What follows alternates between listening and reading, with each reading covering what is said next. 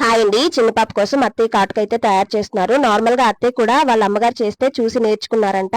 మా పెద్ద పాపకి అలాగే మా చిన్న పాపకు కూడా అత్తయ్య తయారు చేశారండి. పాతకాలంలో పెద్దవాళ్ళు చిన్న పిల్లలకి ఇలానే కాటుకైతే తయారు చేసి పెట్టేవాళ్ళు కదా. ఒక వెల్లుల్లిపై రెబ్బనైతే ఇత్తడి ప్లేట్ కి అయితే చక్కగా రబ్ చేసేసారండి.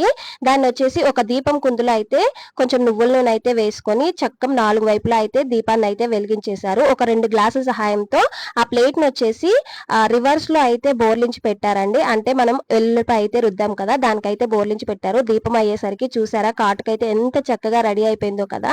బయట కొనే కాజల్స్ లో అయితే వాళ్ళు కెమికల్స్ అన్ని యూజ్ చేస్తూ ఉంటారు. అండ్ చిన్నపిల్లల కళ్ళకు కూడా అస్సలు మంచిది కాదు కదా. ఇలా హోమ్ మేడ్ గా ఇంట్లోనే తయారు చేసుకొని చక్కగా చిన్నపిల్లలకి అయితే పెట్టుకోవచ్చండి. మా ఇంట్లో అయితే మేము మా పిల్లలకి ఇదే యూజ్ చేస్తాం అనమాట. సో ఇది చాలా బాగా యూజ్ అవుతుంది. పిల్లలకు కూడా చాలా కళ్ళు అయితే అందంగా కనిపిస్తాయండి. దీంట్లో అయితే కొంచెం నెయ్యి అయితే యాడ్ చేసి చక్కగా మిక్స్ చేసేసుకుంటే కాటుకైతే రెడీ అయిపోతుందండి. వీడియో నచ్చితే లైక్ చేయండి, అలాగే ఛానల్ ని సబ్స్క్రైబ్ చేసుకోండి.